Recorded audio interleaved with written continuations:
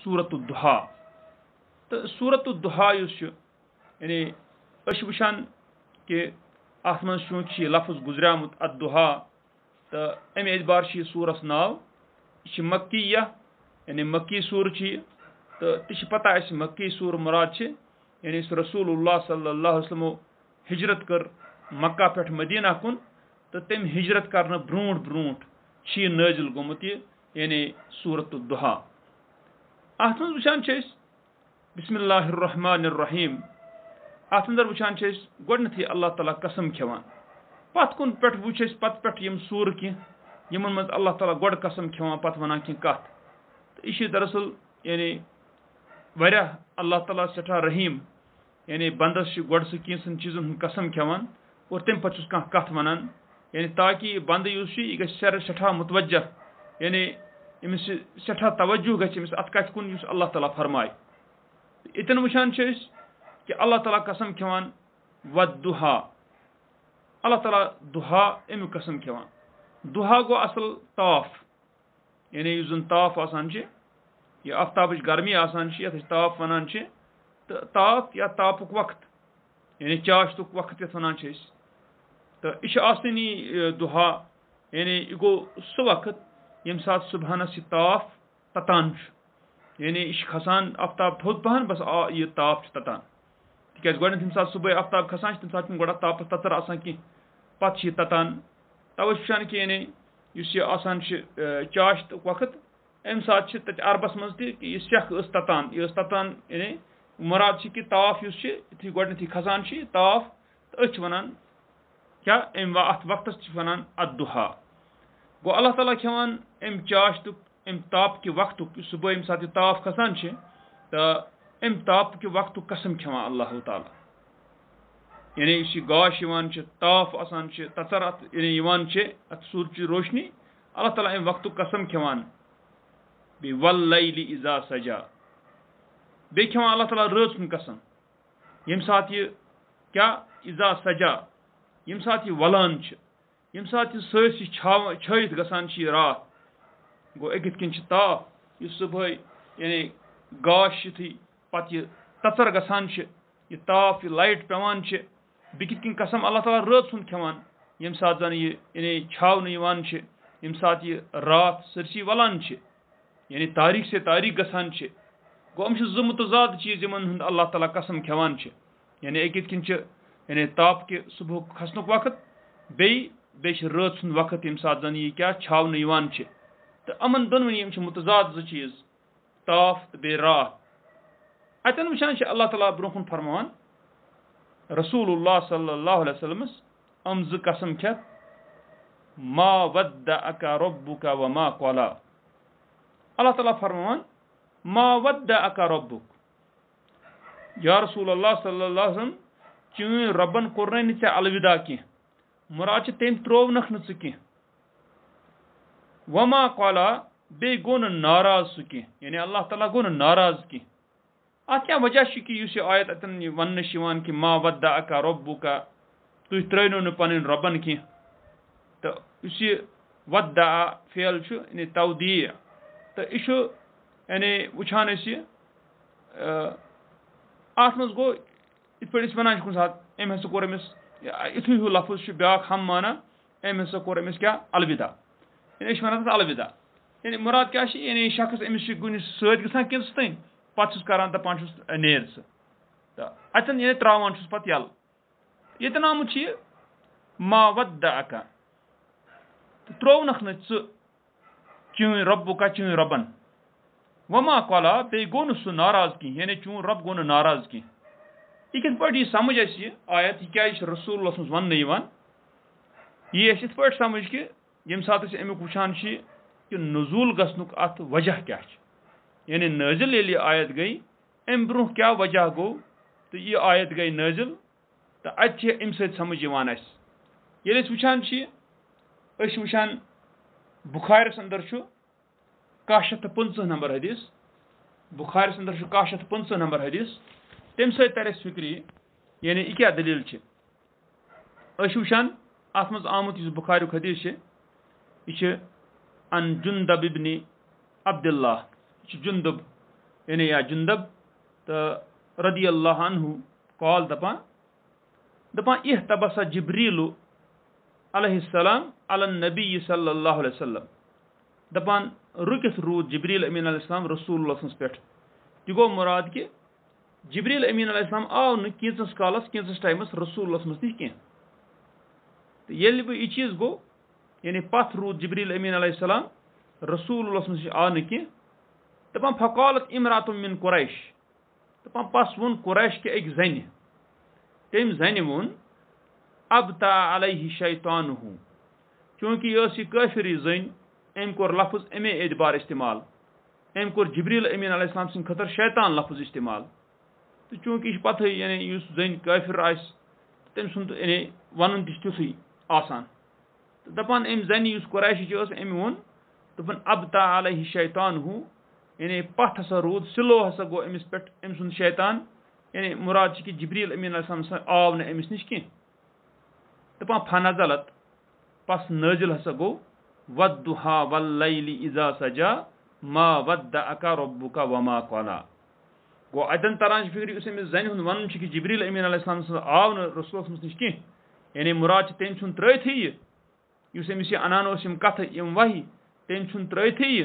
तो अत कोर अल्लाह ताला योर नाजिल कि इशन कथ कह यानी अगर जिब्रील अमीन अलैहिस्सलाम पथ रूद तह नश आव न वन कह किंचस कालस आव न तह नश कह यह अमिच दलील कह कि अल्लाह ताला त्रैनो तुह यह अमिच दलील कह कि अल्लाह ताला गो तुह नाराज यानी सह कथ कह गो अत तरान फिक्र अम हदीस तरान फिक्र कि यह क्या अल्लाह ताला वनान कि तुह त्रैन मा वद्दअका रब्बुका तुह त्रैनो न पन रबन कह वमा क़ला बे गो न सह नाराज कह गो इस अतन वुचान अम हदीस तोर फिक्र यह क्या वजह अतन वो कि एक जन हसा वोन पे वुचान ते पे यम सात वुचान बुखारिस मज 5550 नंबर हदीस बुखारिस मज 5550 नंबर हदीस तन वुचान यह जुंदुब इब्न सुफियान रदी अल्लाह अन्हु कॉल दपान इश्तका रसूलुल्लाह सल्लल्लाहु अलैहि वसल्लम दपान रसूलुल्लाह कोरन तकलीफ यानी दोद कोरन तिमन फलम यकुम लैलतैन औ सलासन पस रसूलुल्लाह कोर कियाम 2 रचन या 3 रचन यानी मुराद तमो कोर कियाम लैल उस तहज्जुद तम परान रात किस नमाज तमो 2 रचन 3 रचन हिक तम अम तकलीफ सत परित की यह फितरत ति इंसान सज मतलब वुचान कि कह ति इंसान सह बेमार गसित रसूलुल्लाह सल्लल्लाहु अलैहि वसल्लम अतन वुचान 2-3 रतन हिक तम तहज्जुद परित की तिकाज तम गई तकलीफस मज बेमार गई गो यह फितरत इंसान अत मन यह ताल्लुक कह कि यानी कह इंसान वन कह गो बेमार तो बस यह अमिच अलामत कि यह इंसान अल्लाह ताला यह टोट कह यम यानी यम कथ कह यह दोद दग यम चीज जिंदगी हुंद हिस्स तो बल्कि इंसान वुचान बाजे अम दोद दग सत इंसान सठा अल्लाह ताला याद पेवान यानी इंसान पन कमजोरी हुंद एहसास गसान तो तरान फिक्र कि ना मंजिल मकसद क्या अखर तो वन तन वुचान कि रसूल सल्लल्लाहु अलैहि वसल्लम तिमन कोर तकलीफ बेमार गई तम पस तमो कोर कियाम 2 रचन या 3 रचन कह दपान फजाअत इमराअतुन पस आय अख जना अख फकालत पस तम वोन या मोहम्मद ए मोहम्मद सल्लल्लाहु अलैहि वसल्लम इन्नी ला अर्जु अन यकून शैतानुका कद तरकका तो बेशक मे उम्मीद यी कि तुहुंद शैतान यानी चूंकि जन काफिर अम वोन यानी अमिस जिब्रील अमिस यानी यह राय कि अमिस कह शैतान वनान कथ तो मगर अम कोर यह लफ्ज इस्तेमाल दोनस कि मे उम्मीद कि यह कि तुहुंद शैतान तो कद तरकका तम नो तुह त्रैथ लम अराहू करीबका बस वुचान कि सह करीब गसान यानी सह नजदीक कह मुंजु लैलतैन 2 रोचो पे औ सलासन या 3 रोचो पे तो फअंज़ल अल्लाहु अज़्ज़ व जल बस अल्लाह ताला कोर नाजिल अज़्ज़ा युस गालिब व जल्ल बे अजीम तम कोर नाजिल वद्दुहा वल्लैलि इज़ा सजा मा वद्दअका रब्बुका वमा क़ला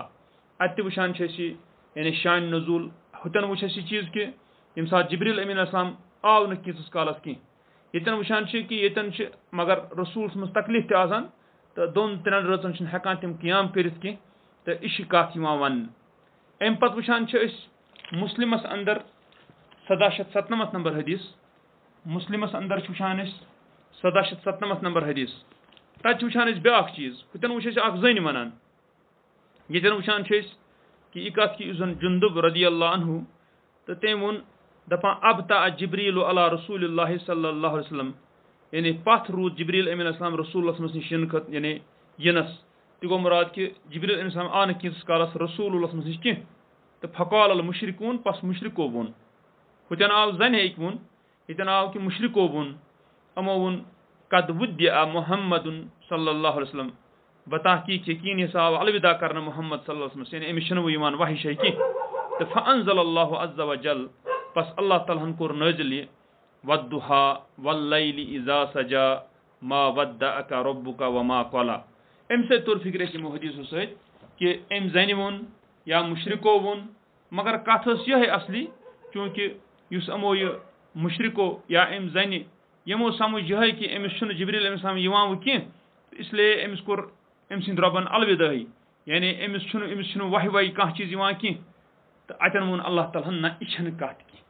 تُہۍ وٕچھِو یعنی اللہ تعالیٰ چھُ سٮ۪ٹھاہ تھوٚد تہٕ بوٚڑ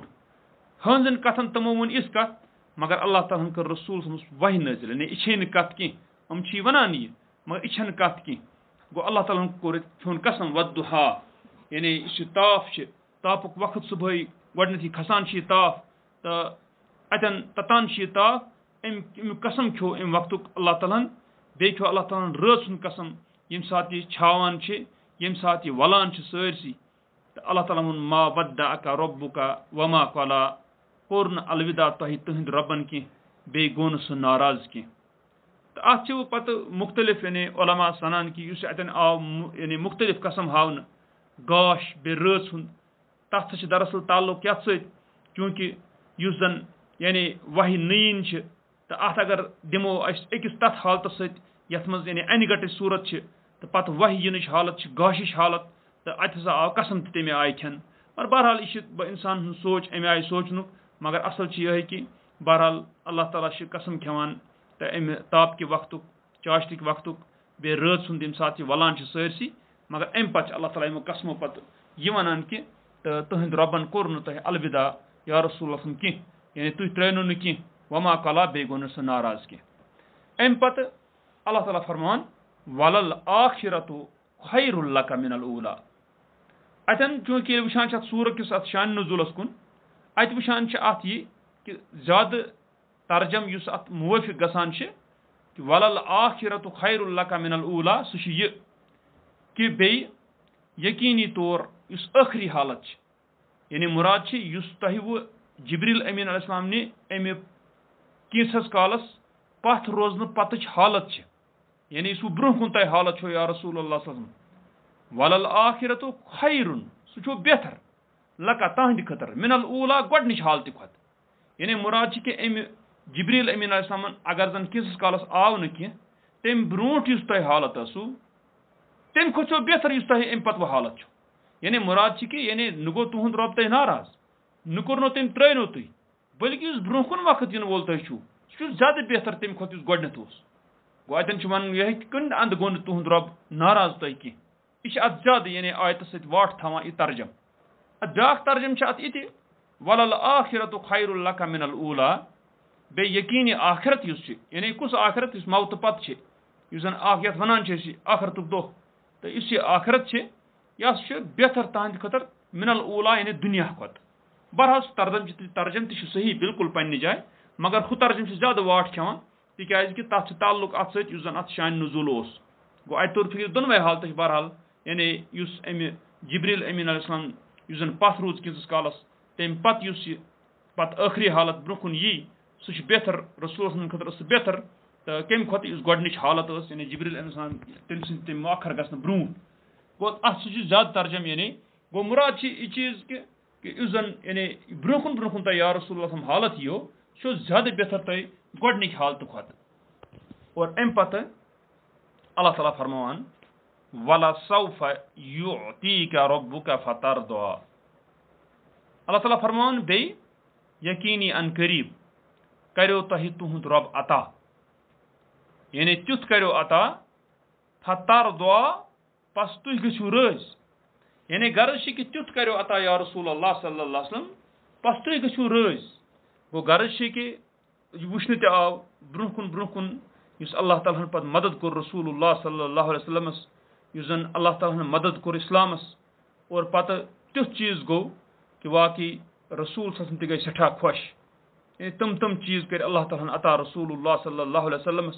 तो रसूल सल्लल्लाहु अलैहि वसल्लम सठा खुश तम गई रज यानी सह गो दुनिया मजी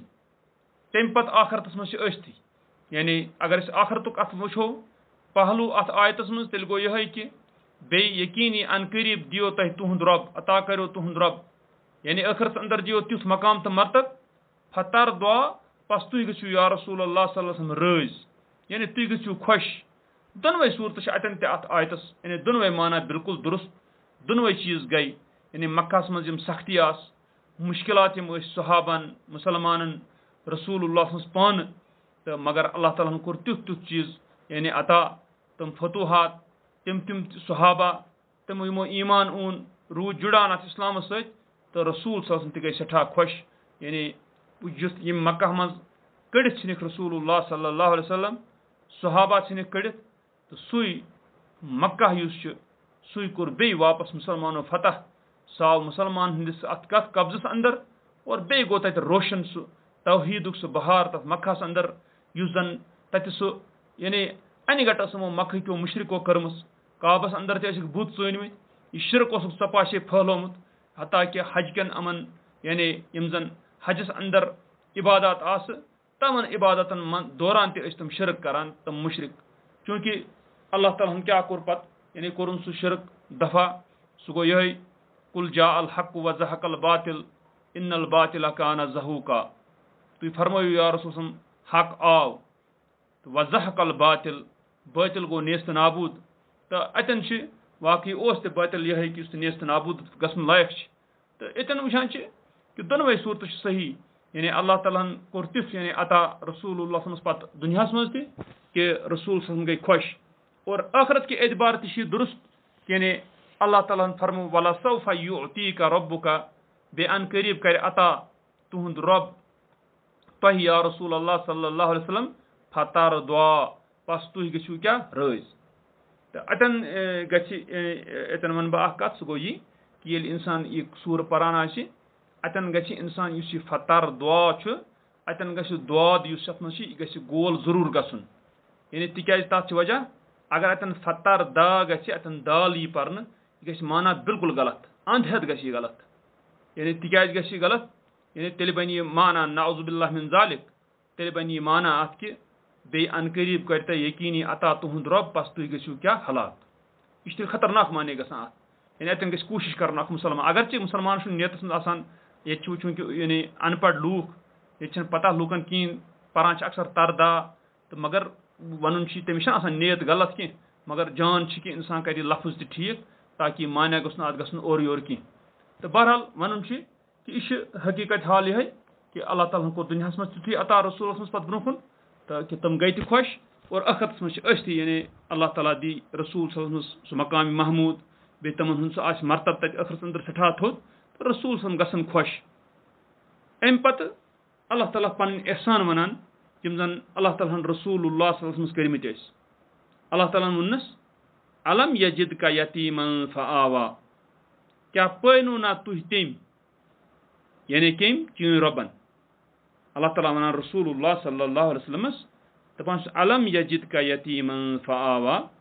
क्या पैनु ना तुह तम यानी अल्लाह ताला पैनु ना तुह यतीम फआवा पस दितनो ठिकान दिसनो जाय वो तुम अतन क्या तरान फिक्र चूँकि यह पता ये सात रसूलुल्लाह सल्लल्लाहु अलैहि वसल्लम जाय तम जाय यतीम यानी तमन मोल गुजरामुत तो बचपन गुजर रसूलुल्लाह सल्लल्लाहु अलैहि वसल्लम अत हालस मज कि मोल गुजरामुत मगर वुचन अल्लाह ताला कोर उहद इंतजाम जाय हुंद कि अल्लाह ताला कित पट दित पत यानी तमे आय गो पत न रोज मोज तो रोज न कहें बड़बब रोद न कहें यानी पत वुचान पितर रूद पितरन कोर पत मतलब अबू तालिबो सुरूद तो नतीज यानी वन कि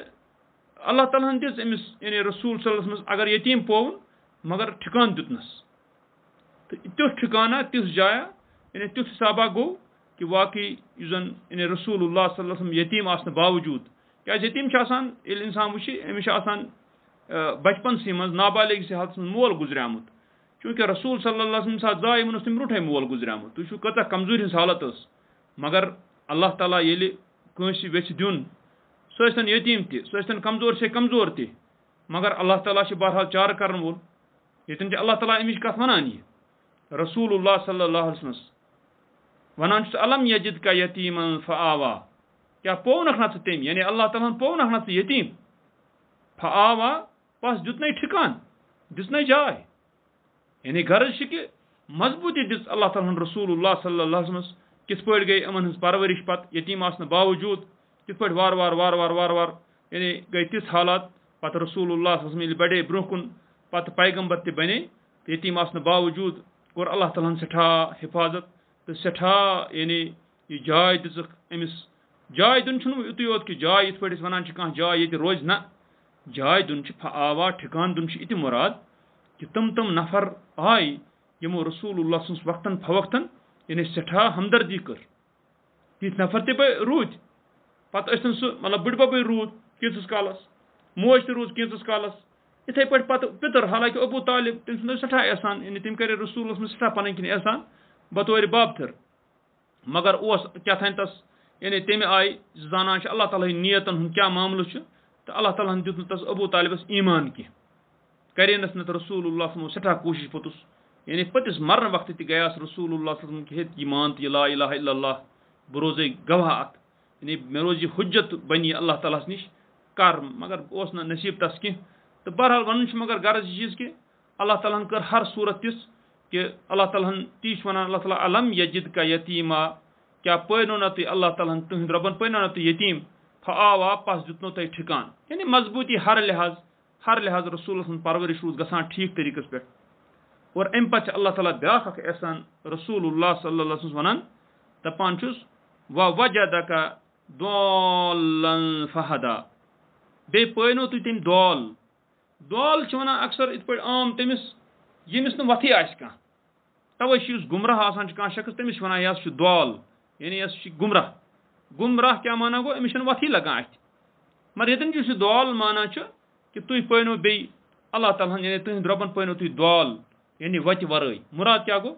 मुराद गो कि या रसूल अल्लाह सल्लल्लाहु अलैहि वसल्लम तह ओसु यह वत पत इस्लाम यानी तम पैनो तुह अत हालतस मज फहदा पस तम कर तुह रहनुमाई तम कोर तुह हिदायत गो वन दरअसल यह कत कि तवे रसूलुल्लाह सल्लल्लाहु अलैहि वसल्लम तम तिथे पे अरबन अंदर इत पे अरब बाकी मगर यह अल्लाह ताला कर मेहरबानी कि अल्लाह ताला तम चीज गोड़े यानी तिथ पे कोर्मुत कि रसूलुल्लाह सल्लल्लाहु अलैहि वसल्लम तो पैगंबर बन ब्रो तम शिरकस क्या यानी बेजार तम शिरक नश दूर तम खरान यह अत शिरक गसान फितरतन मज तिमन हता कि अल्लाह ताला त्यूट टोट रसूलुल्लाह सल्लल्लाहु अलैहि वसल्लम तुम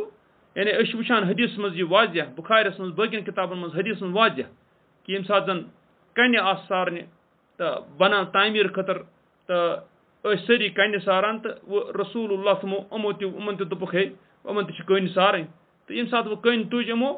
तो कन तुलनस मज कर रसूलुल्लाह अमन तुल यह पलो तल तहबंद यह तुलफ थोक शानस पे क्या इंसान दपान कन सनम न शानस कह कमरस कह तो यमो तुज कन तुम पता यानी यम सात हदीस वुचान कि यम सात रसूलुल्लाह उरियान गई यानी यम सात तिमन पलो रूद न पे कह यम सात तिमन शर्मगाह खुले दड़म कर पे तम पत्थर तो अल्लाह ताला यानी हालांकि वन रसूल नबी कह वन लकट तम मगर अल्लाह ताला युस न कि नबी सल्लल्लाहु अलैहि वसल्लम ब्रोह नबी बनन वोल यह क्या गश नंग कहें बिल्कुल दड़म कर पे वसित तम तुम हदीस मज वार वो तुम यानी तौर फिक्र कि ना अल्लाह ताला वुचन नी गो अल्लाह ताला कर रसूल हर लिहाज थन तम बड़ यानी शर्म सान हया सान थन तम नबूत ब्रोह त और बे रू तम नबूत ब्रोह त असल पाक साफ यानी तम बड़ ध्यानतदार बड़ पोज वन वल यानी मानान अरब वाकई उस शख्स बन कुन कम वन नबी कुने मगर अवसाफ अल्लाह ताला क्या अल्लाह ताला कह कुन यानी पन्ने दीन खतर इस्तेमाल कर तो सह तमिस तिथु यानी हिसाब करान सह तमिस तिथु अवसाफ दिवान सह तमिस वथुन तो बिहुन तिथु बनावान यानी तमिस रोज तिथे पे करान हालात तिथि बनावान चूँकि रसूल सल्लल्लाहु अलैहि वसल्लम चूँकि तमन कर अल्लाह ताला अम ब्रोह हिफाजत और तम पे वुचान कि यानी रसूल सल्लल्लाहु अलैहि वसल्लम यम सात पत शुरुआत हितन वही गसन तम सात वुचान कि तम सात यानी गोडनेथ आए रत खाब रसूलुल्लाह सल्लल्लाहु अलैहि वसल्लम सु वजह तमन रतन खाबन हंद बुनियाद पे गए रसूल सल्लल्लाहु अलैहि वसल्लम तनहाई पे गार हिरास मज रोजान मगर वन कि रसूल मज पता हिदायत क्या यानी मुराद गो कि इस्लाम क्या यह वत क्या मगर अल्लाह ताला वनस ती दोनस ववजदका दल्लन फहदा बे पैनो तुह तेम यानी तुहिंद रबन तेम पैनो तुह बगैर कह वत यानी तुम वत वाकिफ कह तुम तमिक वाकिफ कह फहदा पस तम कर तुम रहनुमाई तो इंशाअल्लाह यह वो बाकी ब्रो कुन अल्लाह ताला दिन तौफीक मे तह हर मुसलमान दिन तौफीक वाकई अस हन वत इस्लाम वत रच वत हन हन वत अस वाजह वत बे कर अत पे पकुन आसान अस तमाम लकटन बड़न कर तमाम हिदायत तो बे बचन वुन के वक्त के फितनो नश बे बचन गुमराही नश अस्सलामु अलैकुम वरहमतुल्लाहि वबरकातुहू।